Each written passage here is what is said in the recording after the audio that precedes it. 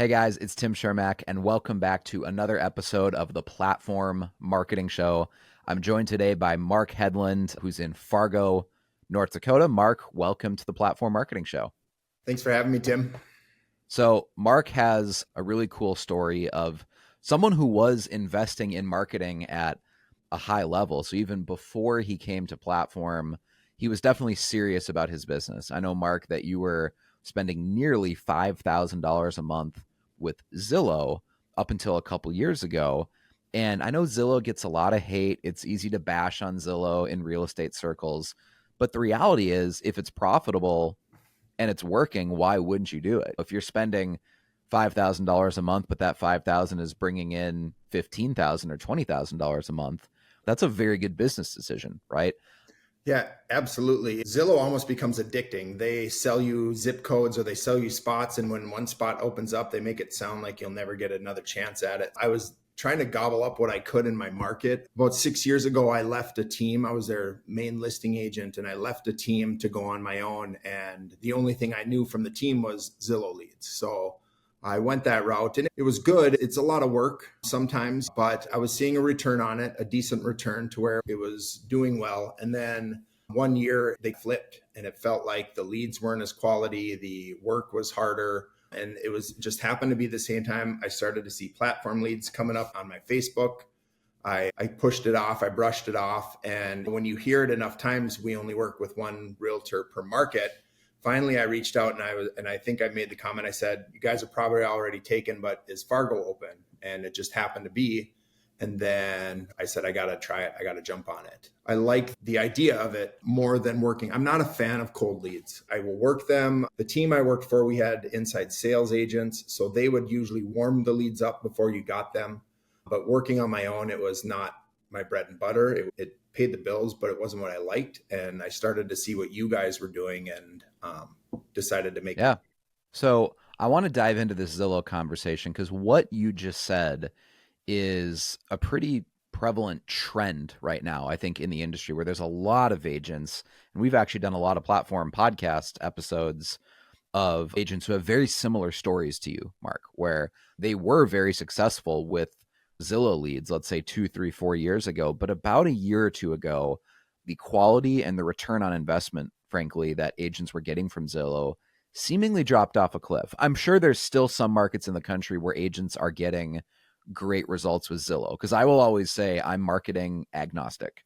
If you can spend $1 and get $2, you should do that, right? No one ever has to necessarily choose between building a business the organic platform way, where you build a sphere and you build a brand in your market. You don't have to choose between that and Zillow from a budget perspective, as long as it's profitable, right? If you're spending $2,000 a month on Zillow, but it's bringing in whatever, $8,000 a month, like why would you ever quit that? But that's really changed in the last couple of years. I've heard a lot of agents say, hey, I used to get a great ROI on Zillow. And yeah, I hated paying money to this big, evil billion-dollar corporation, whatever everyone hates on Zillow, but it was profitable, right?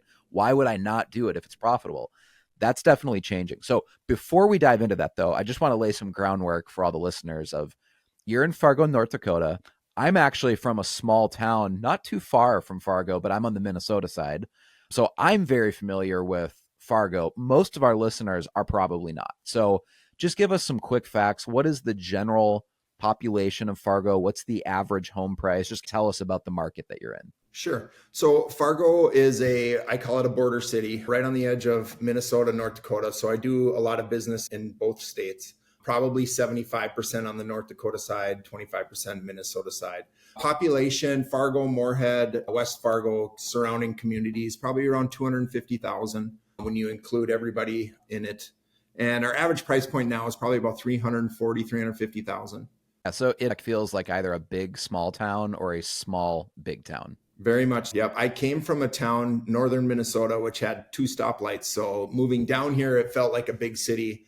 And are you from Roseau or War Road? I am from Roseau. Yes. Roseau. Thank you. Okay. Yeah. War Road is the 20 miles away swear word that we used to call it whenever we played sports, but great community up there for sure.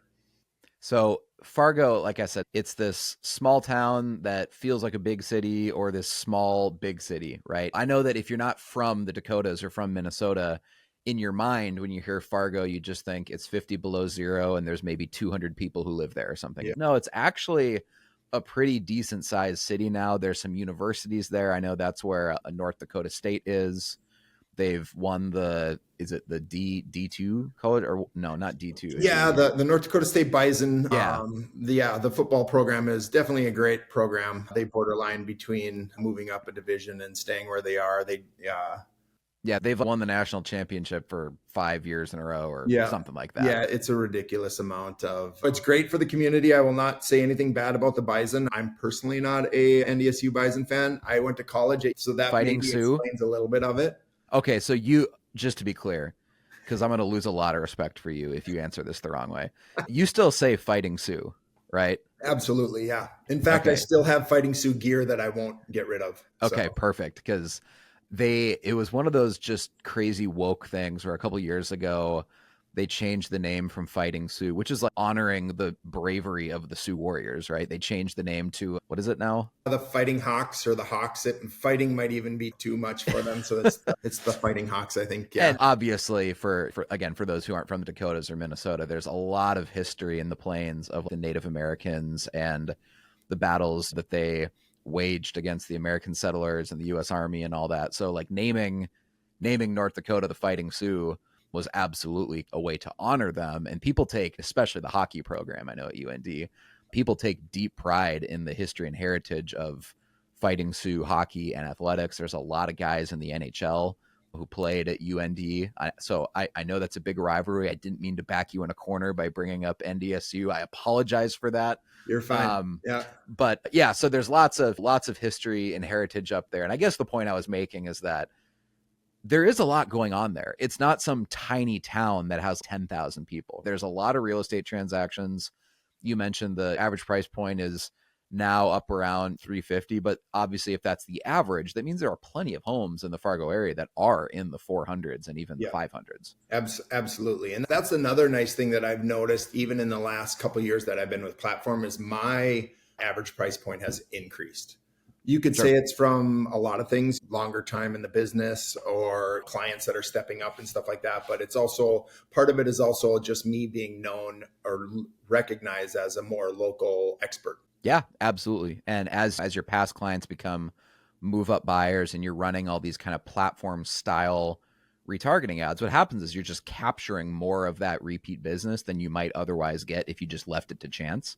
And so that, again, that's a very common trend across all these platform podcast interviews is people say, hey, I've been on a platform for a year or 2 or 3 years, whatever it's been.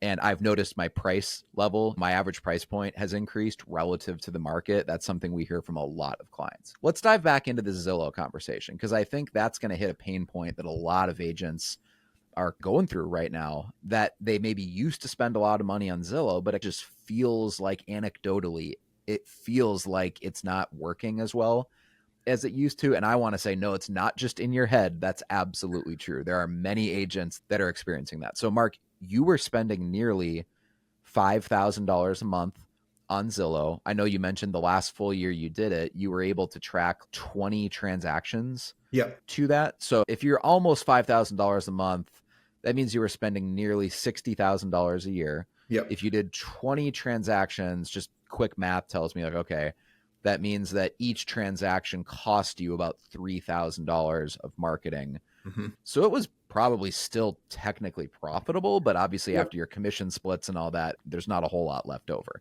Yeah. And when I finally dissected those numbers, I realized that a lot of it came from maybe one deal a month that was a bigger price point that I got that helped push me over the edge of being profitable or not profitable.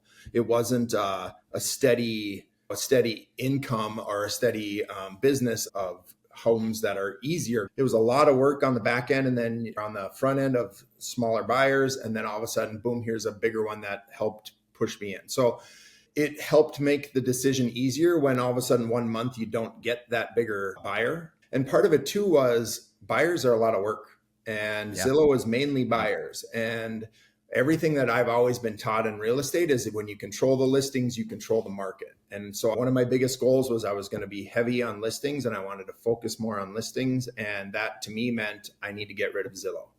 And again, you were spending a lot of money. So this is not one of those stories of, hey, I was putting $800 a month into Zillow or something. Like, no, Hmm. you were a true believer. You were spending nearly $5,000 a month on Zillow spend. Again, because it was working. Yeah. Because it was working Yeah. until it wasn't. So what led you to, I guess, being intellectually open enough to start looking at other marketing strategies out there like platform? Because I'm sure when you were spending that amount of money and you started to get kind of frustrated with Zillow not working anymore, I'm assuming platform isn't the only marketing company you looked at. I'm sure you were looking at lots of different Yep. potential sources of how you could like replace that lead flow that was coming from Zillow. Yeah, I had gotten, if I want to say, I had gotten scammed on a couple. I had purchased into, a company that promises, search engine optimizers, and think they would do your Facebook leads like you do,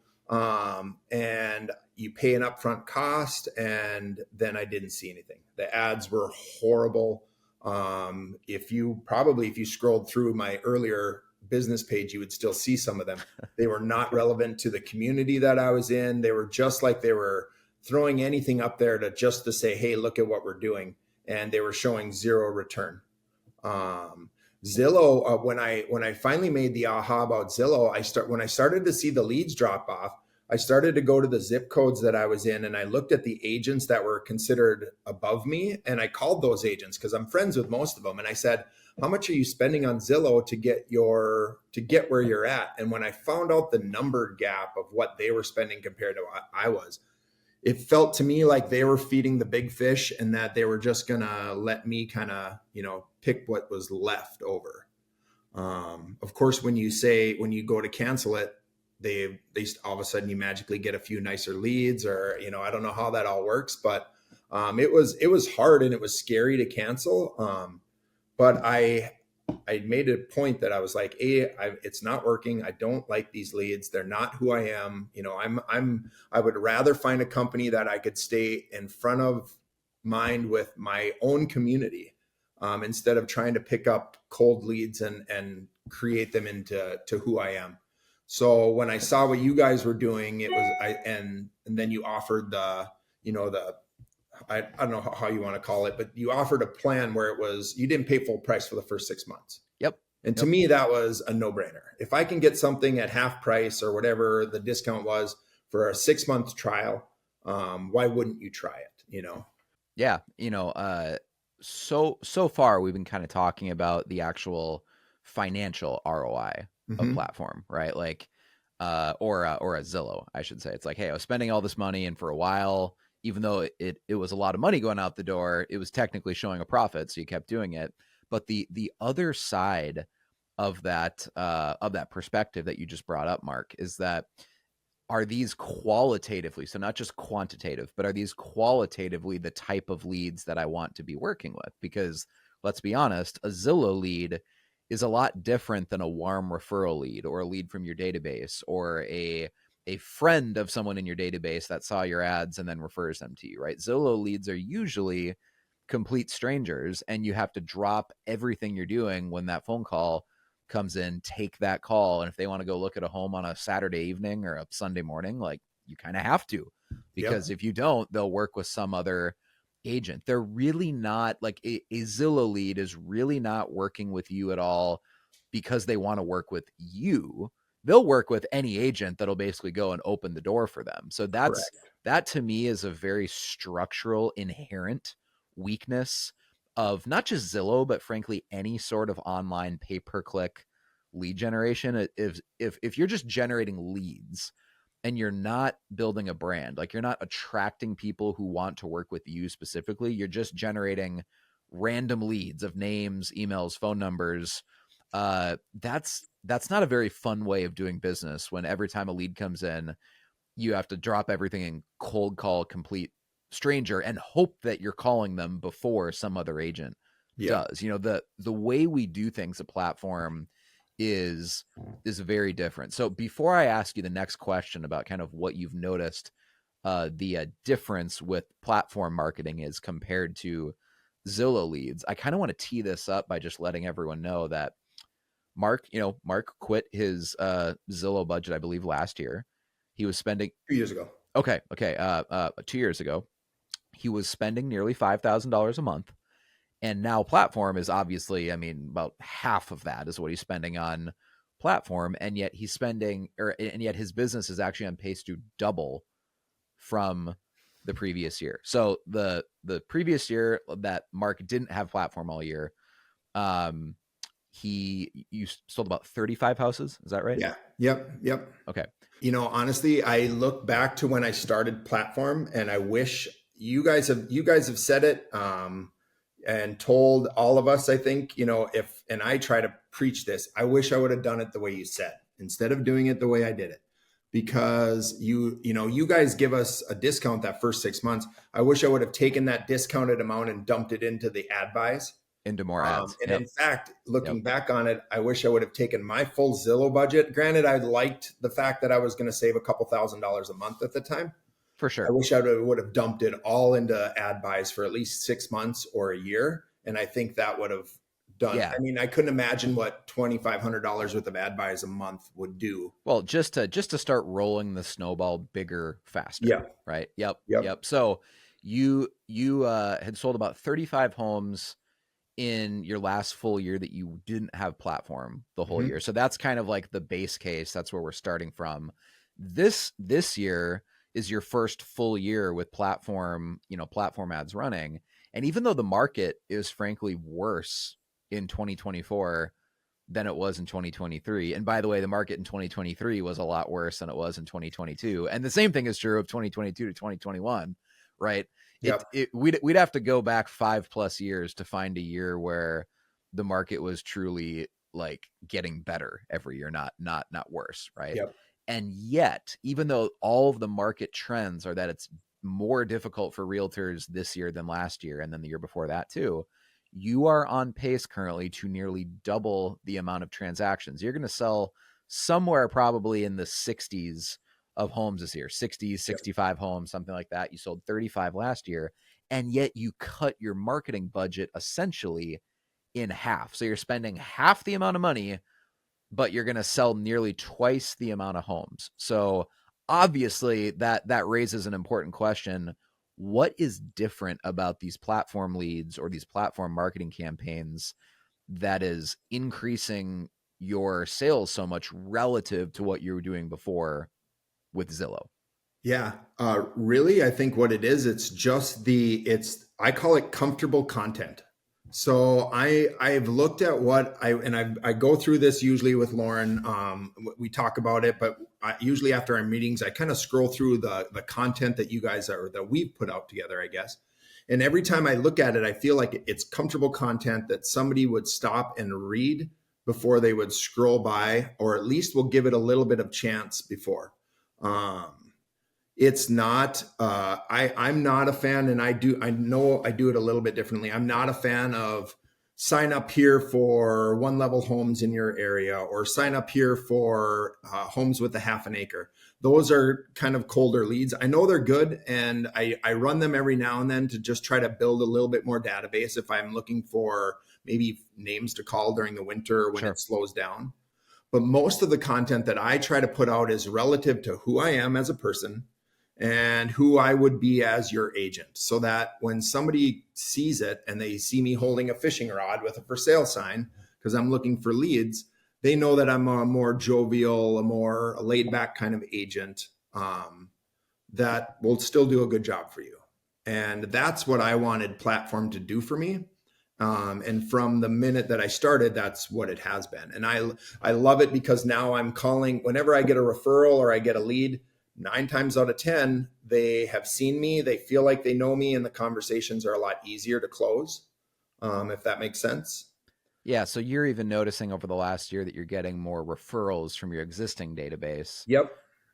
just because they're seeing you constantly because of these platform ads. Yep. Again, like that's not a coincidence. We say that to our clients all the time that, hey, when you sign up for platform, you might get lucky and convert a couple leads here and there that are complete strangers. That certainly might happen, but that's not the goal of platform. The goal is actually that you just become so constantly top of mind with your sphere and people who know you, kind of the outer rims of your sphere, that you'll notice in your first, full year of platform that you're just getting more phone calls and more inbound messages, and you can't quite even track where it's coming from because it's not necessarily coming from a specific ad. You mentioned like a acreage homes report or these other homes lists. It usually doesn't come from ads like that. It's actually just, hey, I saw your Facebook post, or I've been following you on social media. I want to list my house, or I want to buy a house. You can't even track it back necessarily to a specific ad. Mm-hmm. Yep. It's oftentimes the people, or you can't track it to the person that referred you. I've had quite a few of those where so and so referred you. I'm quick looking up my database. I don't recognize the name. And then I come to find out they had just seen my ads. They've been watching my videos, and I don't even know the people. But they are, they like my business page. And so those to me were, that was the big one where I was like, oh, this is great. It's almost like an extension of your friends. You have your friends that you're close with that you talk to, and then you have your friends that are maybe out there that are supporting you silently. That's what I feel a lot of those were. And just using the ads to promote you as a person. It's like, and you guys say it a lot. It's real estate ads, not about real estate. Yep. Yeah. It's ads that don't look like ads. Yep. Yeah. Yep. Yep. And I mean, the whole point is that we want the ads to warm up people enough to where they actually take the initiative and reach out to you. Right now, Mhm. obviously, I'm always going to preach, you need to follow up with your leads. If you have Yeah. leads coming in, absolutely call them, text them, email them multiple times, right? Yeah. Follow up with them because they reached out to you to request whatever information, not the other way around. So you should never view, if you're getting leads from a homes list or another ad, like that, whose purpose is to generate leads, those are not cold calls, right? Mhm. They actually reached out to you to request information. And with a platform, you also know that if they clicked on one of those homes list type campaigns, they're also they've been seeing your other retargeting ads. So by the time that you actually, call, email, text them, get in touch with them, they've probably seen multiple retargeting ads. So they sort of will feel like they know you. It in no way will be like a cold call. But I mean, if I were to shut down platform tomorrow and I wanted to go into real estate myself, and I'm like, hey, I'm just going to be a real estate agent, right? I'm not going to operate this marketing company. I would want the same thing. I would want people contacting me to list their house who already sort of know me. They feel like they've seen a bunch of my posts. They maybe know what, I don't know, some of my favorite books are, my favorite movies. They know what my hobbies are, what I'm interested in, what is important to me, my priorities in life. For some people that's maybe health or fitness. For other people, it's spending time with family, or it's going to church, or maybe some people are really, really into sports and half your content is about, fighting Sioux hockey or Minnesota Vikings football or whatever, right? Like people should feel that by following you on social media, if they're on your retargeting list, that they're kind of getting to know you even if they've never met you, right? I would want those type of people contacting me because that's a much easier conversation to have if if that message comes in or a text comes in or a call comes in, rather than me just hitting the phone book and smiling and dialing you know complete strangers. Even though Yeah. that works, I will always admit that if you spend 2-3 hours of lead generation time a day and just make outbound calls to, let's say, expired listings or for sale by owners, that absolutely works. There are Yeah. many agents that have built incredible businesses and make a lot of money every year just because they're willing to cold call strangers for 2 or 3 hours a day. That absolutely works. Yeah. But I would never want to do that. I would never want to make my money that way. I would rather have warm people contacting me because they actually want to work with me, not just any other agent, but me specifically. And I think your marketing should be geared towards that. Yes. Yeah. Yeah. I look at it like the law of averages. You make enough phone calls, you're going to get somebody that'll invite you over to see what their house is worth. It's draining. There's not a lot of people I think that are built for it. If you follow the disc profile, high D's and high I's typically aren't great cold calling people that don't want to be Sure. called to begin with. But I'm so much more of a face-to-face person. If somebody calls me and says, hey, I mean, I will drop just about anything I'm doing to get to them right now because I know they are, they're calling me right now, they want to see me right now. Mm-hmm. But it's the I could sit on a phone. I have friends that are inside sales agents, and they can call hundreds of thousands of calls a day, and I make 10 and I'm drained. Yeah. Right.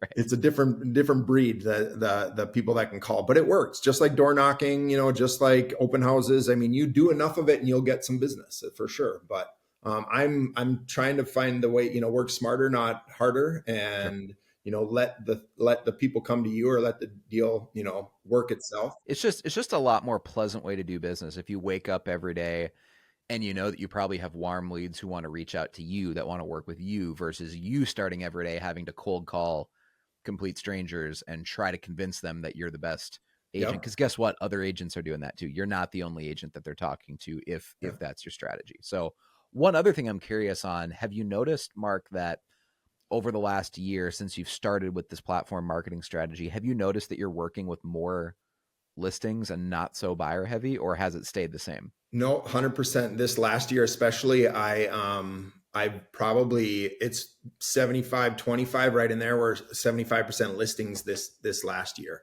It was Okay. really weird when I decided that that's where I have to be, especially with all that's changed in our industry, and Sure. how it's more difficult for buyers. It's more difficult for buyers agents, especially if you get a cold call from Zillow to try to convince them to do a contract or a showing agreement. Listings, you don't. A listing, you might go to the house, 2-3 times. You might show a buyer 20 houses before they buy a house. And so I always have learned and knew that listings is the way to go. So I wanted to stay focused, and it's worked that way. I will never turn down a first time home buyer. Those people should eventually maybe buy 2 or 3 more houses with you. Right. So Right. they're always great people. And I come from an education family, sort of say. So I love teaching people the right way to do things, I guess, or what it is about. Real estate is scary. Most people maybe will do it 3, 4 times in their life. Right. Hopefully we do it 3, 4 times a week at certain times. So helping them to realize this isn't as hard. So like, I have passion to helping buyers, but I know that business wise, it makes sense to structure your business off listings and run it that way. So Yeah, and the reason I ask, and just so for everyone watching or listening to this, I actually didn't know how he was going to answer that question, because Mark can attest, I don't send questions ahead of time. These conversations are completely unscripted and organic because I want it to feel that way. So just on principle, whenever I have a guest on the platform marketing show, I'm not sending you questions ahead of time. So I genuinely don't know how you're going to answer the questions I ask. So I'm actually pleased that you answered it that way, because again, this is another trend that we see with platform clients, where usually it takes about a year. It's not going to happen in the first 90 days or anything like that. But once you've been a client for about a year and you like the marketing has really started to sink in and people on your retargeting list are getting to, see you constantly, what you will notice is that more of your business shifts to listings versus buyers. And we've seen this happening for several years now. And I think there's a perfectly good explanation for that. And that's the more marketing you do, the type of people that are persuaded by marketing, like seeing your social media ads, are inherently more sellers than buyers, because buyers don't do a whole lot of due diligence or research on which agent they're going to work with. Buyers are a lot more interested in the house, not the agent, right? Buyers will spend all their time researching what specific listing they want to go look at or what neighborhood they want to be in. Like, what agent they're going to work with is honestly kind of an afterthought. They just will go with the first person who will show up and open a door for them. yeah, Maybe with all these changes with the, recent lawsuit and whatever, maybe that starts to change where buyers will have more of an incentive to actually research which agent they're going to be, working with, as these conversations about commissions and, buyer agency have to happen up front. That remains to be seen. I don't know what's going to happen with that. I would imagine that that'll force buyers to do more due diligence and research, but up until now, that certainly has not been the case, right? People do a lot more research if they're thinking about selling their house. They often will interview multiple agents. They'll look you up. They'll look up Zillow reviews, Google reviews. They'll kind of stalk you online on social media, and they want to be like, hey, is this Mark guy? Is he legit? Right? People Yep. don't really do that with their buyer's agent. So I No. think the more the more marketing content that you put out there into the world, whether it's your videos on YouTube, obviously all this content that we're running for you on Facebook and Instagram and whatnot, the more marketing content you have out there, inherently just that's going to attract more listing leads, because listing lead sellers are the people actually doing research about which agent they want to work with. And the more content you have out there, you're basically leaving a digital paper trail that leads back to you. Yep.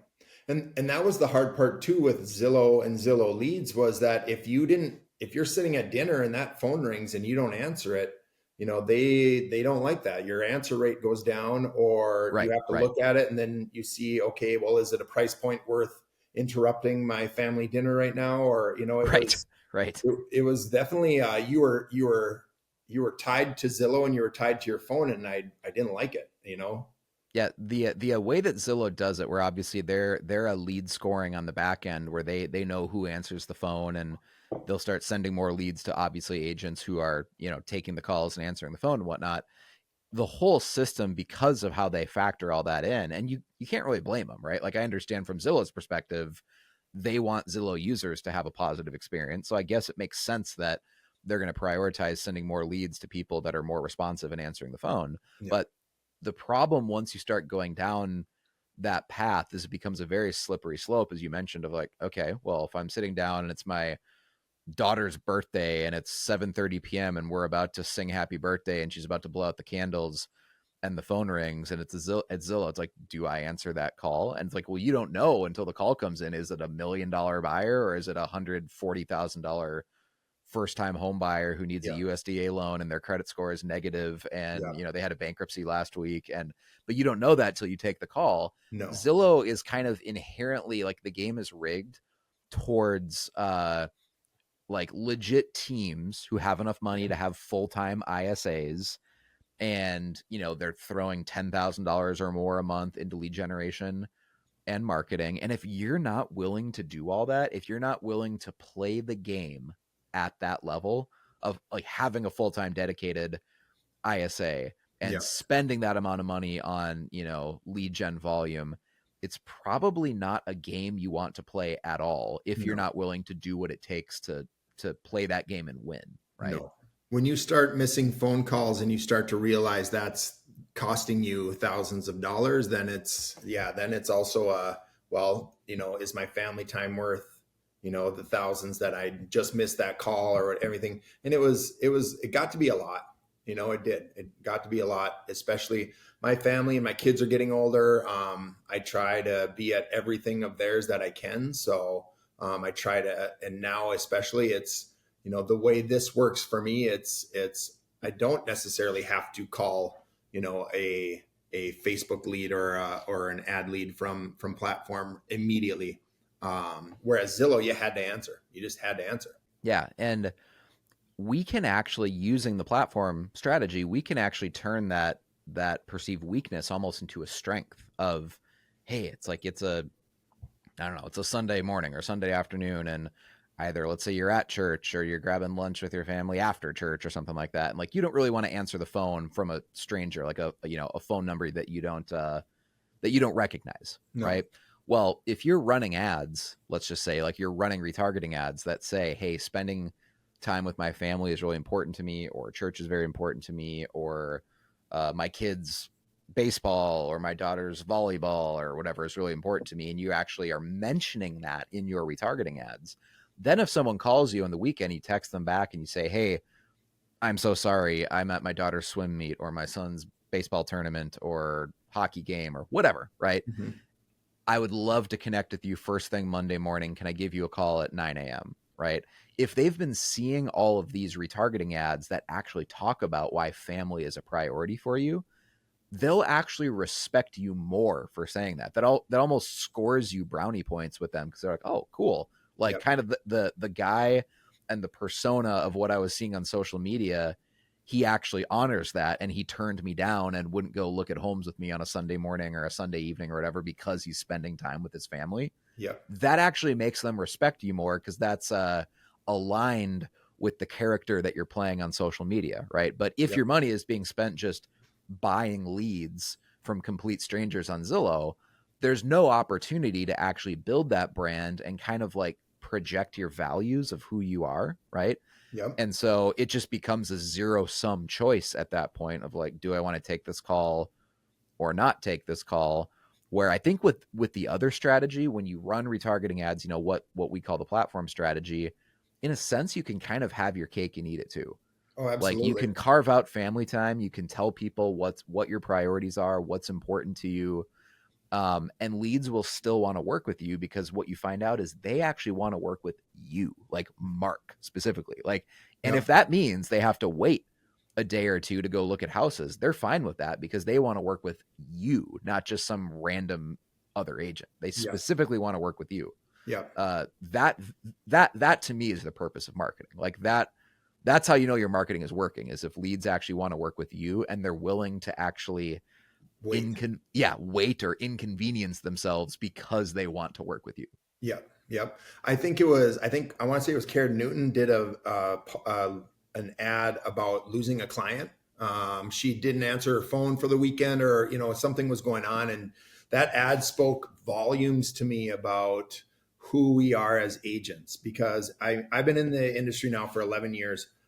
Every new agent that I talk to or that I see at an event that is always on their phone, they're always grabbing and answering. They just haven't realized that, that can wait. You're taking away from the now right now, and you're allowing your clients to drive when and who you are. Because if you're constantly at their beck and call, they're going to expect that from you. Where, Right. that ad was such a great run because she had importance, and, she lost a client, but it didn't bother her. And it spoke volumes. I'm glad it hasn't happened to me, to where I had to make an ad, or, because it sucks losing a client. I mean, it does, because you feel like, as a lot of us agents, we pour into every person that we help. Sure. So when we feel like they don't see that, that's a hard thing. But man, kudos to her for standing up and saying, this is who I am. And more people will respect that. I mean, I want my ads to be as much about me as who I am as my family and as a person, so that they know when I come to help buy and sell homes for them, that's who they're getting. And it's not a facade. It's not a difference. I'm the same person I am in the ads. And that's what's been so great about it. And it's made for a more relaxing lifestyle within real estate as well, because I know the people that I work with. I can look back and I know every person, and whether they were a friend at the beginning, they became a friend at the end. And now they've just helped me grow my circle even more. Yeah, I've I've said before that, and this phrase maybe sounds a little bit counterintuitive, but marketing is the ultimate work-life balance strategy. And what I mean by that, marketing is the ultimate work-life balance strategy, is that if you want to reclaim some of that work-life balance, you don't want to feel like you have to always answer the phone. You have to be available 7 days a week, 12 hours a day, right? If you feel like you do, it's probably because the supply and demand of your time is in a shortage, right? Like Mhm. you feel like, hey, I don't have enough leads coming in, so I'm going to sacrifice my time to make up for a lack of surplus in lead flow. It's like, well, if you just invested a little bit more in marketing, and not always necessarily money into marketing, but invested a little bit more time into marketing, even, and creating more content and putting more ads out, even if you're not necessarily spending more, right? uh, what that does is it shifts the supply and demand imbalance of your time, so that now is actually your time is in greater demand than the supply of it, right? Mhm. And if your marketing is projecting that, you're actually telling people, hey, let's say I don't work Sunday mornings, or I take Saturday evenings off, or like whatever it is, right? You talk about that in your ads because it's important to me that I spend time with my daughter or son or my wife, or whatever. Yep.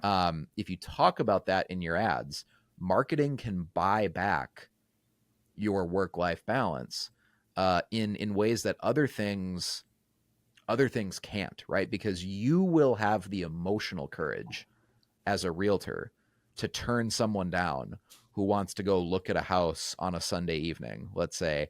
Even if it's a high price point, you will have the emotional courage to turn them down if your marketing is working so well that you're like, whatever, I don't really want this lead because I have so many other leads that want to work with me. I'm making more than enough money. I don't need to give up my Sunday evening. And you're actually acknowledging in that moment that, yeah, I might miss out on some money here. I'm not Yep. like, I might miss out on a commission check, but my marketing is working so well that the opportunity cost of my time has shifted. So, you know what? Like, my marketing is working so well. I don't need to go show this person on Sunday night. I've got plenty of business, right? Mm-hmm.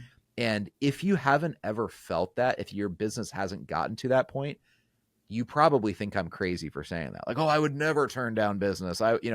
It's like, well, if you're struggling for money, then I can completely understand that you got to hustle. You got to do what you got to do. I'll never look down on someone who needs to No, make money and pay their bills, right? no. But once you get to that point in your business where so many leads are coming in, Mark, obviously your business has grown from doing 35 transactions last year to you'll be in the 60s this year. You're not in a position, if you're doing 60 plus transactions a year, where you have to answer the phone at all hours. Yep. No, and it's, and then the other part of it too that you learn, if you just have that quick conversation, even if let's say you're busy, you're doing whatever, you'd have that conversation with them and say, hey, listen, it's my daughter's confirmation. We're having cake right now. What have you got open tomorrow? I know the house. I'll call the agent. I'll make sure we can still get into it before any offers are submitted. Can we do it tomorrow? 9 times out of 10, they're going to say yes. If they're looking at you and they called you directly because they want to work with you, they're going to give you that time as well. And it's a mutual respect, They see that you're in the industry and that you're willing to take a little bit of time right now to answer the call and say, hey, I Right. want to help you. Right. I just can't today. It's just, I'm sorry. It just can't, I got personal things. You make it personal. And, most of the time they're going to just say, oh yeah, how about tomorrow at lunchtime instead of, we can make lunch work. And Yep. usually you can make it work out. And if they don't, then you say, you know what? Hey, best of luck. Yeah, I'd gladly give you a referral to an agent that's open right now if you want one. So, or maybe you have the team or you have somebody in your office that's looking for a couple of deals and you can get a referral that way. But usually, most people are human, just like all of Yep. us, and most Yep. people are human.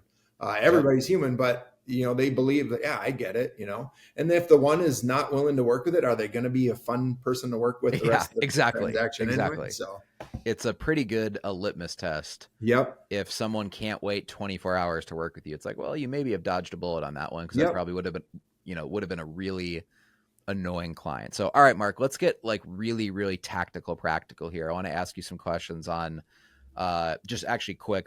What is your ad spend every month? Like, how much are you actually spending on the Facebook ads? I knew you were going to ask that question and I forgot to answer. It's been anywhere. I want to say it's probably around $1,000 a month.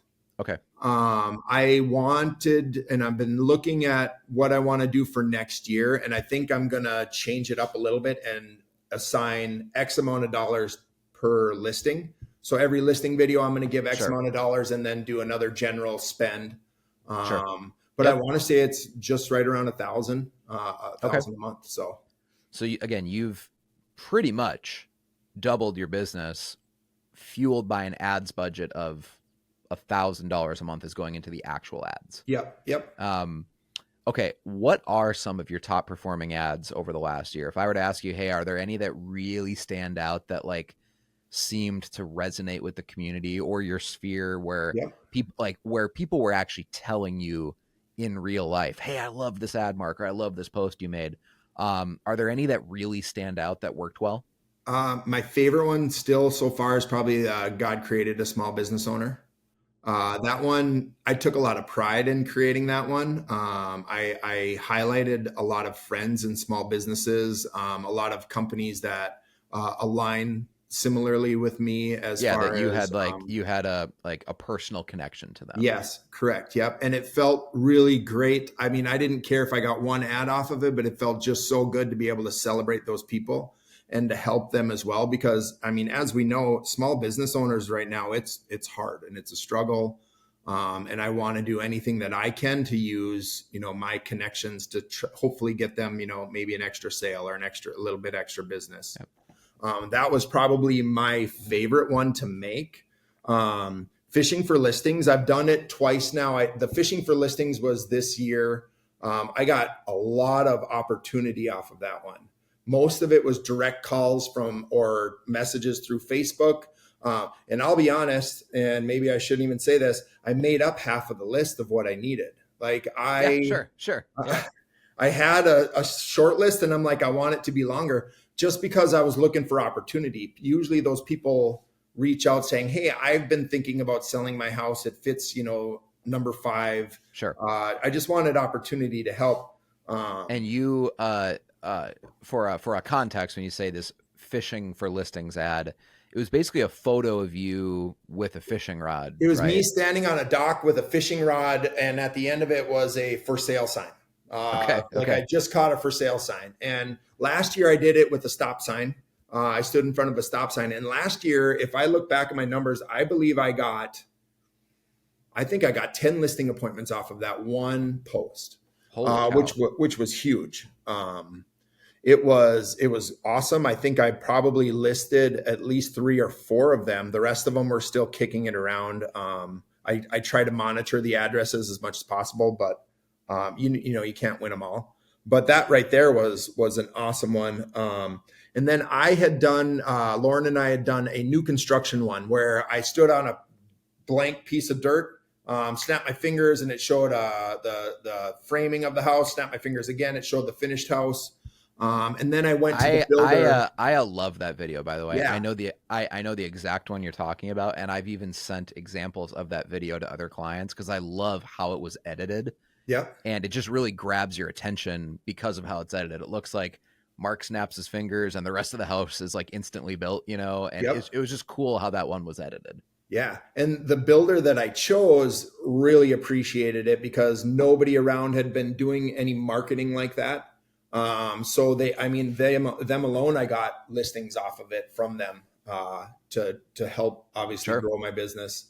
New construction listings are great. If you can ever get in with a builder, they loved it. I've had other agents reach out who did that video for you. And I proudly tell them, hey, platform does it, but unfortunately they can't help you right now. Yeah.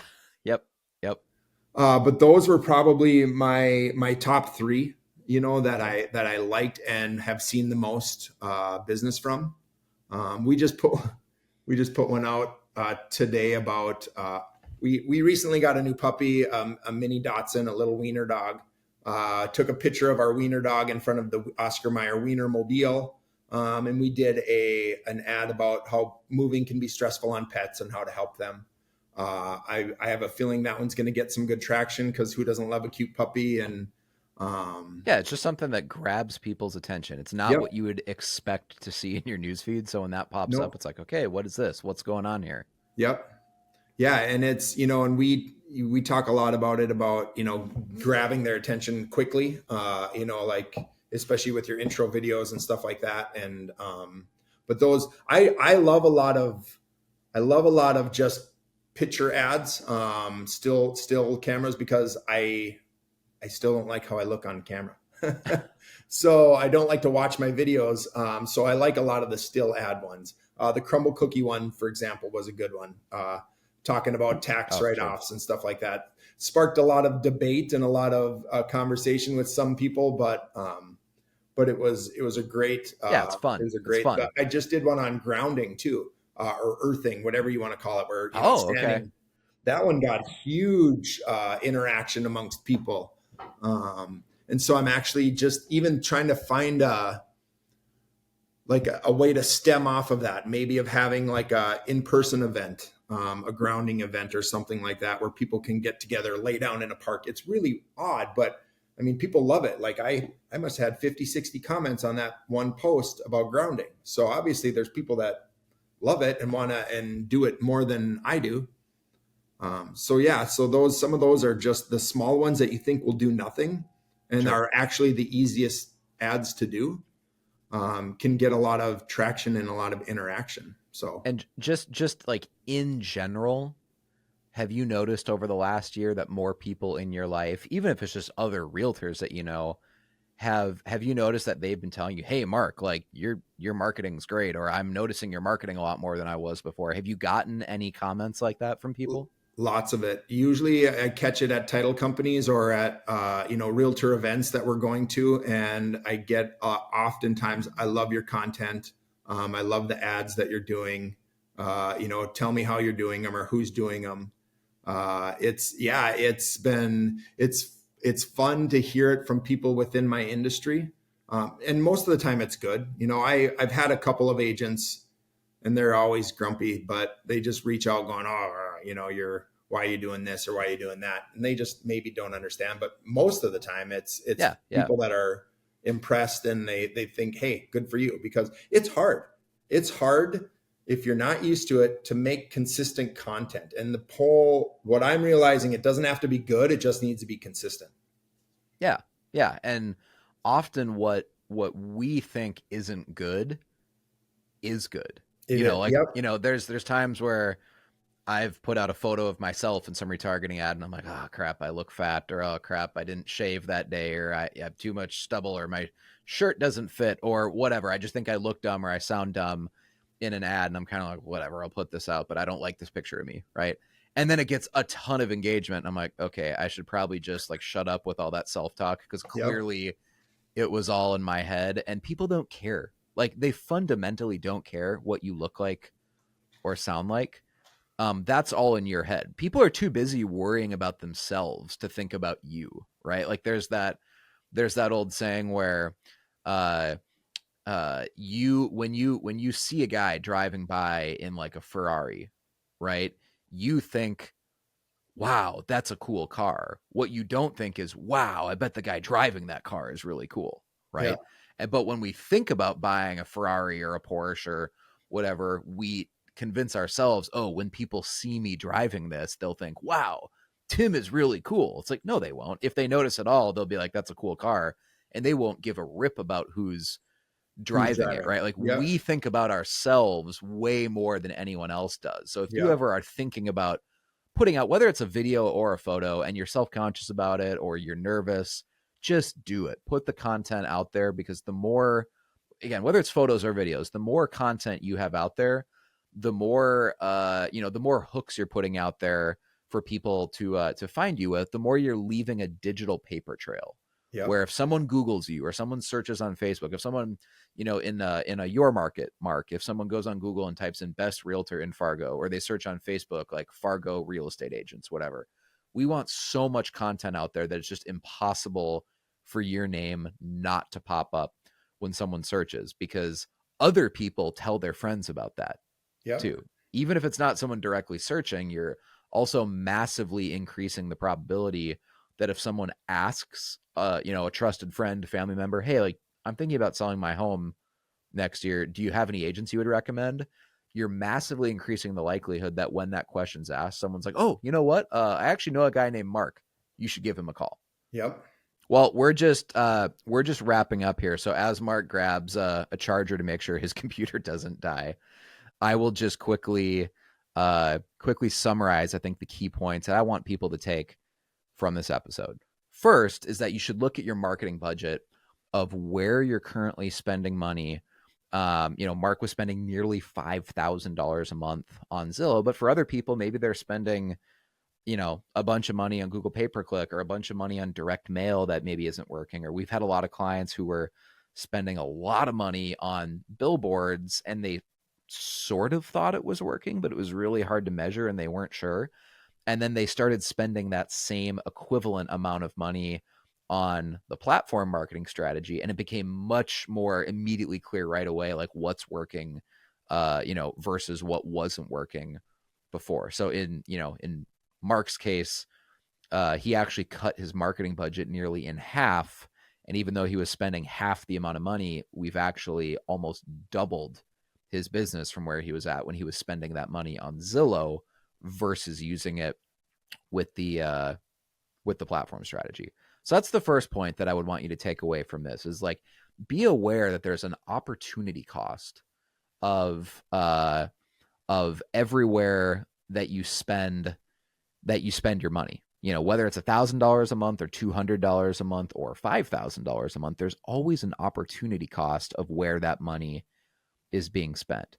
And the second point that I want to make is create more personal content. Create more personal content. Don't just rely on template copy and paste ads that aren't personalized to you at all, right? Marc has really thrived because he prioritized constantly creating ads where he's in the ad. It's a photo of him or it's a video where he's in the ad because it helps people feel like they're getting to know him even if they've never met Marc. So always look at how you can customize and personalize the ads. Part of what we do at Platform, frankly, is we have kind of like a greatest hits catalog of these past ads that we've run over the last, 10 years. And we can take an ad that maybe we wrote for a client, let's say 7 years ago, in a completely different area of the country. Marc's in North Dakota, but let's say that we wrote a great ad 7 years ago for a client in New Mexico, right? Well, no one in Fargo, North Dakota has ever seen the ad that we wrote, let's say, for a realtor 7 years ago in New Mexico. So if we take that ad and we personalize it to Marc and change a couple sentences to make it really relevant to Marc, and we sprinkle in local references to Marc's life or a couple of Marc's favorite restaurants or things to do in the Fargo area, no one would ever know that, technically, this ad was run by an agent 1,500 miles away because we actually customized it to Marc, right? So always look at how you can make your marketing as real as possible so that even if your friends and family see these posts going out, that they would think that you 100% wrote it from scratch. That's always the goal of Platform, is that even if your literal boyfriend, girlfriend, husband, wife, your kids, whatever, your coworkers that you see every day, if they saw your ads going out, that they just think, Marc is writing all these ads from scratch. So the more personal and customized that your marketing is, obviously, the better it's going to work. I'm back. Marc is back. Sorry about that. No problem. The battery was dying. You had to plug it in. So Marc, I was just quick summarizing the main points we talked about in this episode because we were winding down anyways. But really the main things are look at the opportunity cost of where you're spending money, because I know that was a huge kind of like light bulb moment for you. Is that okay? I was spending almost $5,000 a month on Zillow, and it's like, well, what is it? It wasn't the question wasn't, is $5,000 expensive?